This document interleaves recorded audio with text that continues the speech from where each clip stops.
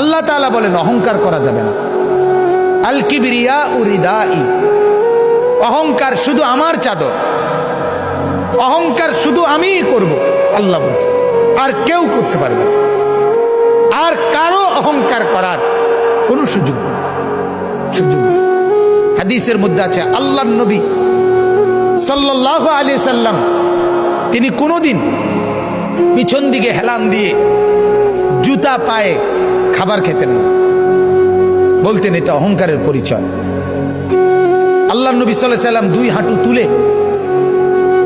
পিঠ সোজা রেখে মাথা ঝুঁকায়া এরপরে খানা খেতেন, হাদিস।